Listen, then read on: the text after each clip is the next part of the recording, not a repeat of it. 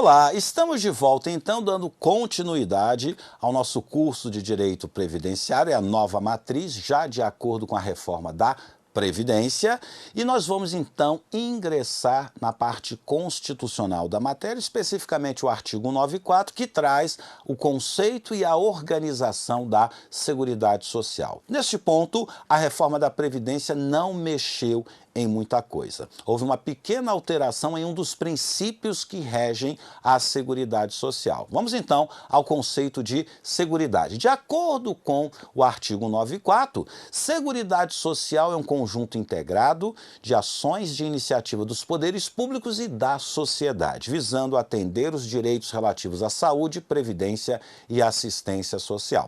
Com o passar do tempo, o Estado ele foi tomando conta de que não era capaz de sozinho gerir toda a proteção social. Por esta razão, ele contemplou no conceito de proteção social a iniciativa da própria sociedade. Inclusive, como contrapartida, a Constituição diz que são isentas de contribuição para a Seguridade Social as entidades beneficentes de assistência social que atendam os requisitos da lei. Portanto, atualmente, a proteção social não é uma responsabilidade exclusiva do Estado, é também da sociedade, principalmente por entidades que atuam na área de saúde e assistência social. Por conta disso, o Estado, em retribuição, concede isenção tributária. Já que você me ajuda prestando serviços da área de proteção social, em contrapartida, eu vou isentá-lo do pagamento de algumas contribuições, em alguns casos até de imposto. Então, este é o formato do artigo 194 da Constituição. E dele, você não pode esquecer nunca que a proteção não é uma responsabilidade exclusiva do Estado. Esta responsabilidade é partilhada com a sociedade. Acompanha comigo aqui na tela. Então, olha só. A Seguridade Social compreende um conjunto integrado de ações de iniciativa dos poderes públicos, poderes públicos e sociedade, destinadas a assegurar os direitos relativos à saúde, previdência e assistência social. Esse artigo 194, ele é da Constituição de 88. Essa expressão Seguridade Social é uma expressão inaugurada na Constituição de 88, mas é uma expressão que já havia sido cunhada há muito tempo. Na década de 40 do século passado, a Inglaterra já falava em Seguridade Social. Aliás, o relatório Beveridge, ele é ali do meado da década de 40 do século passado. Então, repare o seguinte, né? Nós temos 1940, deixa eu colocar aqui Inglaterra, tá? Já havia concebido um sistema amplo de proteção social. O Brasil, lá em 1988, incorpora essa ideia. Olha o atraso. Olha quanto tempo nós demoramos para adotar o sistema, digamos, do bem-estar social. 48 anos. E um dos grandes problemas é que nós adotamos a proteção máxima no momento em que os ideais eles já começavam a mudar. A própria Inglaterra, na época da Margaret Thatcher, ali por 1978, ele já começava a abandonar essa ideia do bem-estar social, né? Ela, juntamente com Ronald Reagan, inventaram essa história do neoliberalismo, né? Do Estado diminuir e cada um se vira para conseguir o seu status social. Então, a gente veio muito atrasado nesse modelo de proteção social. Além de muito atrasados, a gente chegou no momento em que saúde ficou muito caro. É muito caro você bancar ações de saúde. É muito caro você bancar ações de previdência social. O que ainda é barato é isso aqui, ó. Assistência social, tanto que é o que mais cresce no Brasil, a assistência social. Nossa saúde pública degringolando, nossa previdência cada vez mais sofrendo restrições. Por quê? A atualidade tornou muito caro esses serviços, né? Em 1940 era mole. você dá saúde para todo mundo, né? Mas hoje em dia, né, com os equipamentos caros, com a mão de obra cara, isso tem absorvido muitos recursos do Estado. Tá? Não estou reclamando não, estou apenas dizendo que teria sido muito melhor para o Brasil se tivesse adotado esse modelo lá, no passado, lá na Constituição de 1946. Mas a gente atrasou apenas por uma Constituição. Então o que a gente tem, corta para mim, é a Seguridade Social com seus 3 subsistemas, né? Além de perguntarem muito em prova se Seguridade Social é só responsabilidade do Estado, nós vimos que não é. Uma outra pergunta bastante recorrente tem a ver com o financiamento da Seguridade. Nós temos saúde como sendo o direito de todos e dever do Estado. A Constituição não fala de contribuição. A assistência social ela vai ser prestada a quem dela necessitar. Está lá no artigo 203. Não fala nada de contribuição. A Constituição só vai exigir contribuição de previdência social. Então, dos 3 subsistemas, só a previdência é um sistema contributivo. E aí eles gostam demais de perguntar em prova. Seguridade Social é um sistema contributivo? Não. Não é porque eu estou generalizando. Só o subsistema Previdência Social é que é um sistema efetivamente contributivo. Então não posso generalizar. Afirmei que Seguridade Social é contributivo, está errado. Só Previdência que é. Visto então o conceito e a organização, o que é a organização? Seguridade Social é saúde, assistência e previdência social.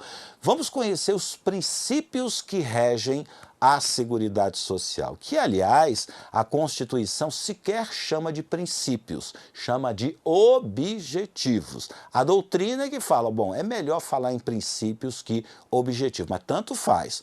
Ora a questão fala em princípios da Seguridade, ora a questão fala em objetivos da Seguridade Social, tanto faz, os 2 termos estão corretos. Vamos conhecer, então, 7 princípios que regem a Seguridade Social. Corta aqui para a tela.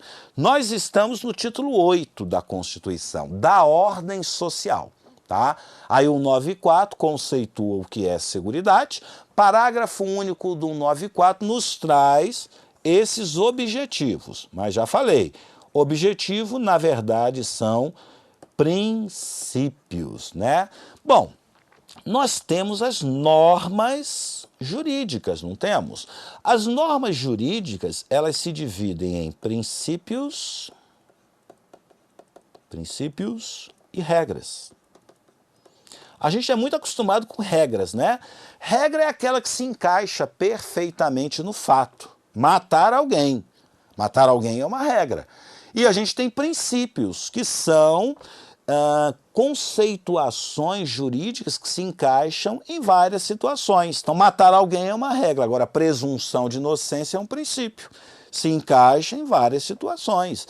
A gente encaixa lá no direito penal, a gente encaixa, por exemplo, no processo administrativo. A princípio, todas as pessoas, tá, elas são inocentes, pelo menos até o trânsito em julgado da sentença penal condenatória. O que a gente está vendo aqui são os princípios que regem a nossa Seguridade Social. O primeiro deles é o da universalidade da cobertura e do atendimento, né? No caso da saúde, ela é universal, né? Até porque a Constituição diz direito de todos. Assistência social. A Constituição, ela diz, será prestada a quem dela necessitar, que é algo mais abrangente que isso. Quando a gente chega na Previdência, chega aonde, professor? Chega no artigo. Saúde, artigo 196 da Constituição. Assistência, artigo 203. Previdência, artigo 201. Quando chega na Previdência, a Constituição diz, ó, é um sistema contributivo. Será que isso não abala essa universalidade? Não, não abala. Sabe por quê? Porque a Previdência Social, ela é universal para todo mundo que contribua para a Previdência. E, geralmente, quem vai contribuir para a Previdência? Geralmente é o trabalhador. E por que você fala geralmente? Porque a proteção previdenciária também pode ser concedida para quem não trabalha. Esse aqui é o facultativo. É o segurado que, mesmo sem trabalhar, ele pode ter a proteção previdenciária. Aliás, o facultativo só existe para atender o princípio da universalidade. Tem que atender todo mundo, tá? Esse atendimento aqui, ele tem um aspecto subjetivo. Qual seja? Todas as pessoas. Todo mundo vai ser atendido. Quem trabalha, quem não trabalha, brasileiros, estrangeiros, tá? Então, na assistência social, um estrangeiro que mora no Brasil e necessite de assistência, ele pode pedir o benefício assistencial de um salário mínimo. É a universalidade. E o que seria a universalidade da cobertura? Isso aqui já é o aspecto objetivo, que seriam os riscos sociais cobertos. Em outras palavras, a nossa Seguridade Social, ela vai atender todo mundo e a nossa Seguridade Social vai cobrir todos os riscos sociais. Se você ficou doente, busca saúde pública. Se você ficou na pindaíba, busca a assistência social. Mas se você trabalha e perdeu sua capacidade laborativa, você deve buscar a previdência social. Então, qualquer risco social ele é coberto pelo nosso sistema de seguridade, principalmente, tá? Porque o nosso sistema ele é universal. Ok? Show. Segundo princípio que rege a seguridade: uniformidade e equivalência dos benefícios e serviços às populações urbanas e rurais. Então, aqui está a Constituição de 88. Posso dizer que agora urbanos e rurais eles têm quase um tratamento igualitário. Quase um tratamento igualitário. Porque antes da Constituição, aí não há dúvida, o urbano ele era diferente do rural. Veio a Constituição de 88, ela não chega a igualar. Eu vou colocar aqui que é semelhante, então. Urbano é semelhante a rural. Por que não é igual? Porque a Constituição não usou a palavra igual. Não falou isonomia dos benefícios e serviços às populações urbanas e rurais. A Constituição usou duas palavras, tá? Uniformidade. Uniformidade é aquilo, você vai para a escola, bota o seu uniforme, né? Todo mundo vai uniformizado. Uniformidade significa que o benefício do urbano é igual ao benefício do rural. Então, por exemplo, tem salário maternidade aqui, tem salário maternidade aqui. Tem aposentadoria por idade aqui, tem aposentadoria por idade aqui. O que está previsto para o urbano tem que estar previsto para o rural. Ok? Agora, precisa ser absolutamente igual? Não. Eles têm que ser equivalentes. Não precisa ser igual. Se fosse igual, a Constituição usava isonomia, igualdade. A Constituição fala equivalente para que leve-se em consideração as peculiaridades de cada um. O urbano é diferente do rural. O trabalho rural é muito mais cansativo. As agruras do meio ambiente rural, elas maltratam muito mais o trabalhador rural do que o trabalhador urbano. Então, equivalência não quer dizer igualdade. E o melhor exemplo, a aposentadoria por idade. Tá? O urbano, homem, 65. Mulher, 60 anos para se aposentar. E o rural? Homem, 60. Mulher, 55. A reforma da Previdência não mexeu nisso. Tentaram, mas o Congresso não aprovou.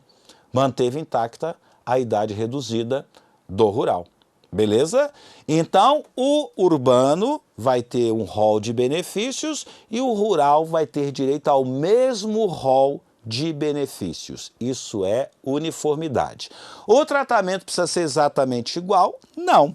Eu posso levar em consideração as peculiaridades de cada sistema. Ok? Beleza. 3. Seletividade e distributividade na prestação dos serviços. Então, repare o seguinte, lá em cima no inciso 1, falava-se em universalidade. Universalidade, né? Que basicamente é um sonho de verão, né? Possível, né?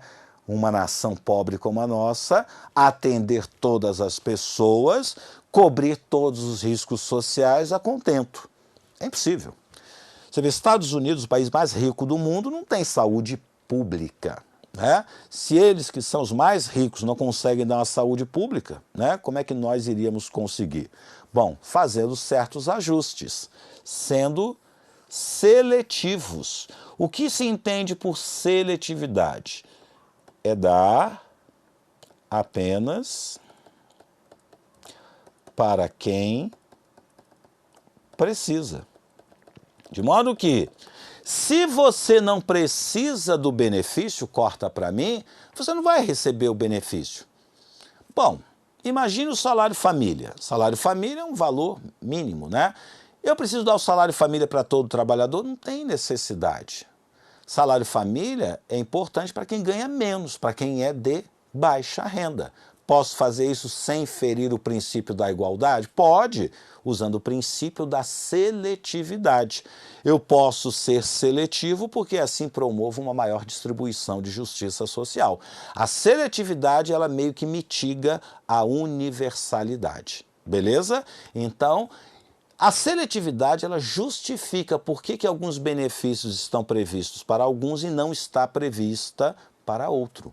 É porque aquele outro não precisa daquele tipo de proteção social. Eu posso ter uma universalidade seletiva. Preciso dar esse benefício para todo mundo. Para quem necessitar efetivamente, eu faço a previsão. Isso aqui é um comando dirigido ao legislador. Legislador, na hora que você vai criar benefício, vê se todo mundo precisa ou se apenas um extrato da sociedade precisa deste tipo de proteção social, ok? Então corta para cá. Seletividade, então, é dar apenas para quem precisa. Por que a pensão vai até 21 anos? Por uma questão de seletividade. Imagine se a lei prevesse assim: olha, a pensão vai ser paga ao filho até quando ele precisar. Pronto, o filho nunca mais vai querer trabalhar na vida, né? Então você tem que ser seletivo até por conta da natureza humana. Concordam? Beleza, vamos avançar.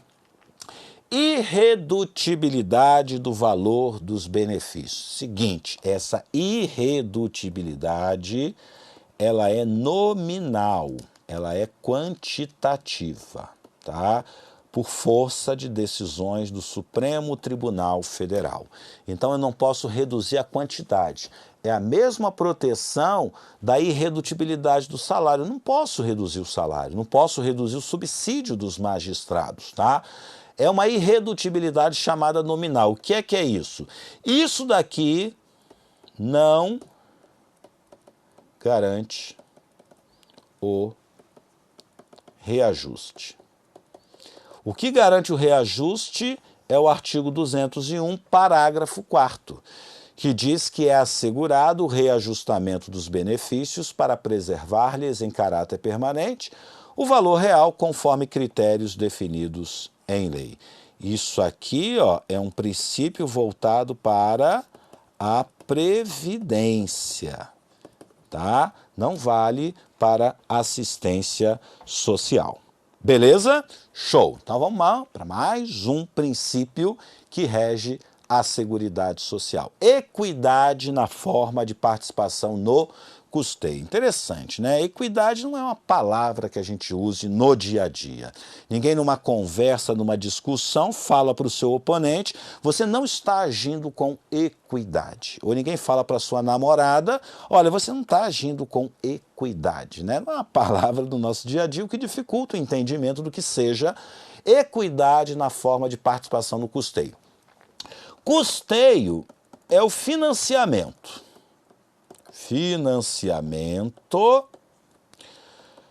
da Seguridade Social, tá? Então, quem é que financia a Seguridade Social? É a sociedade, de acordo com o artigo 9.5, ok?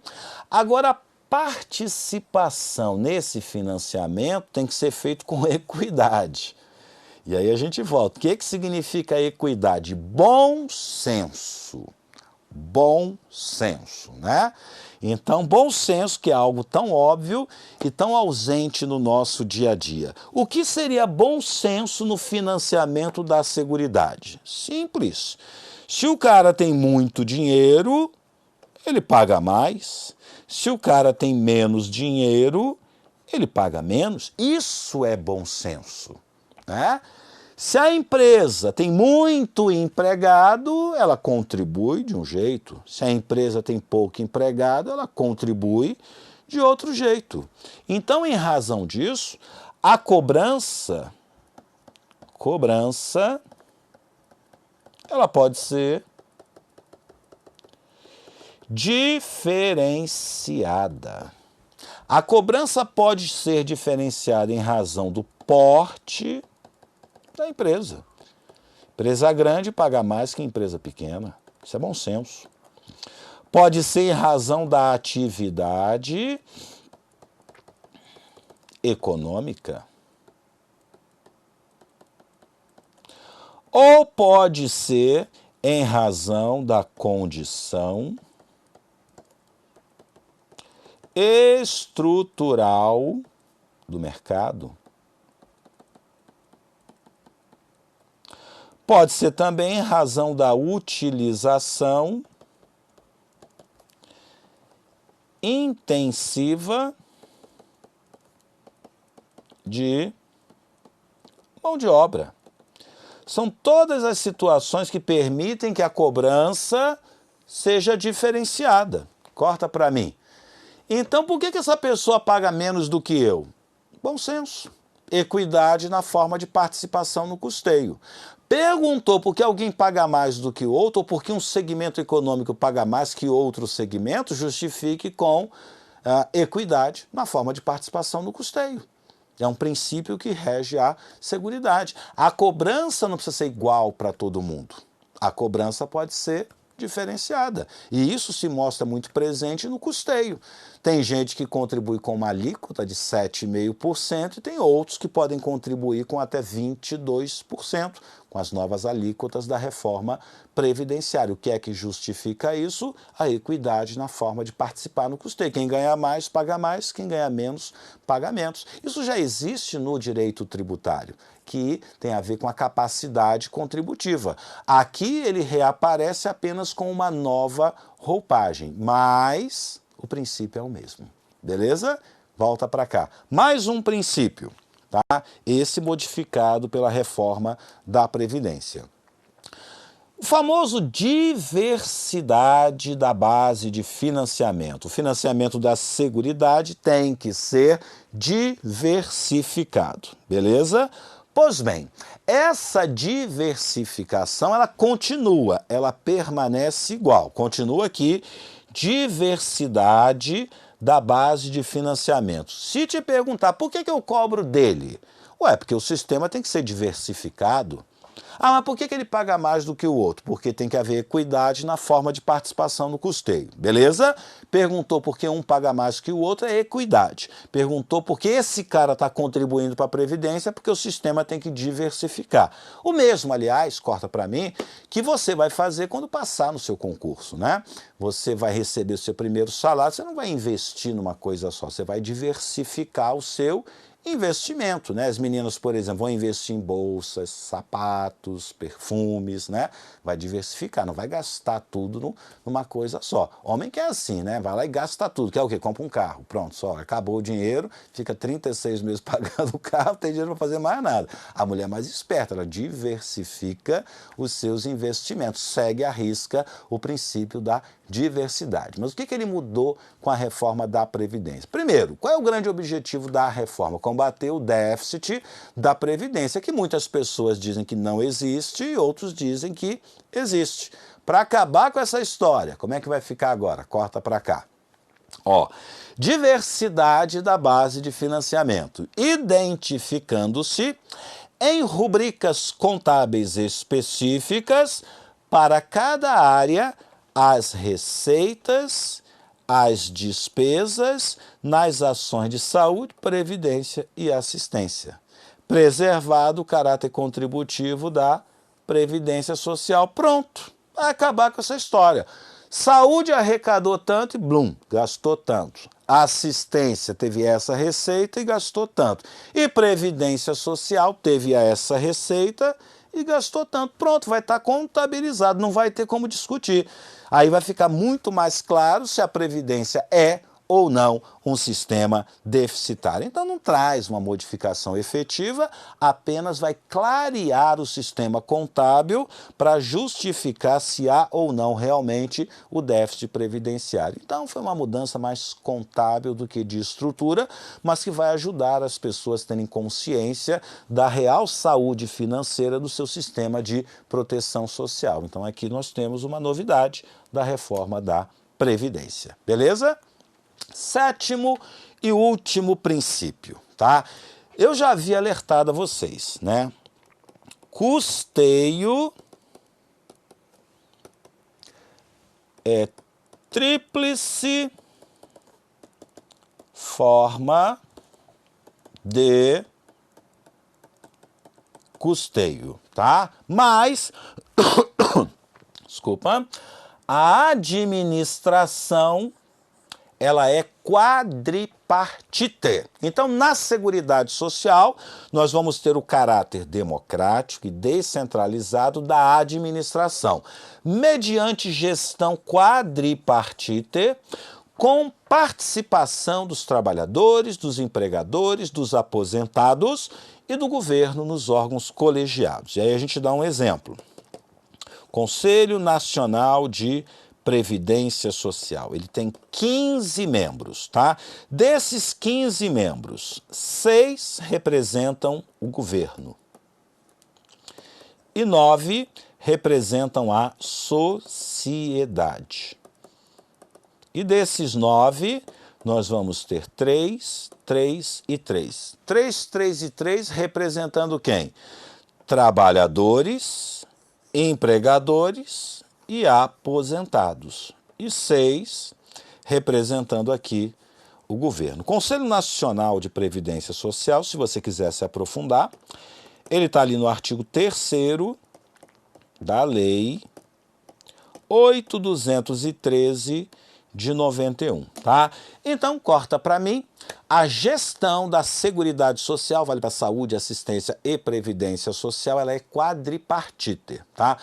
As grandes políticas, né, que envolvem saúde, assistência e previdência, elas serão formatadas por órgãos colegiados e esses órgãos colegiados serão formados, então, por 4 atores, representantes do governo e da sociedade. Na sociedade tem trabalhadores, empregadores e aposentados e pensionistas. Então são esses os 7 princípios que regem a Seguridade Social. Um deles sofreu alteração com a reforma da Previdência. Todavia, a doutrina inclui um 8º oitavo princípio. Até dizem que é o princípio mais importante de Seguridade Social. Você sabe qual é o oitavo princípio da Seguridade? Corta aqui para a tela.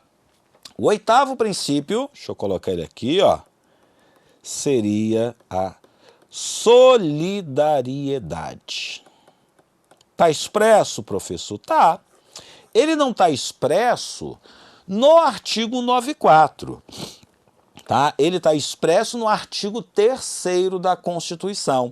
São objetivos da República Federativa do Brasil construir uma sociedade livre, justa e solidária. Tá? Então, essa solidariedade ela está prevista lá no artigo 3º da nossa Constituição Federal. Então, expressamente são 7 princípios e a doutrina vai incluir esse oitavo e eu concordo com eles, tá? O princípio mais importante da Seguridade Social é o princípio da solidariedade. É ele que justifica que uma pessoa, por exemplo, se vier a falecer logo no começo da sua vida laborativa por conta de um acidente do trabalho, deixe uma pensão para os seus dependentes. Então, corta aqui para mim. Bom, começamos a ver as alterações da reforma da Previdência. As reformas não foram pontuais, elas estão espraiadas por toda a nossa matéria, então, eventualmente, uma ou outra aula você não vai ver nenhum tipo de alteração. Aliás, a gente só vai falar da alteração quando ela tocar exatamente naquele tópico. Por exemplo, o artigo 195, que é o próximo na sequência, ele já sofreu um número maior de alterações, mas ele vai ficar para um outro dia, para um outro evento, e que vocês, inclusive, que estão aí assistindo ao vivo, terão a oportunidade de conhecer. Eu fico por aqui e até a próxima.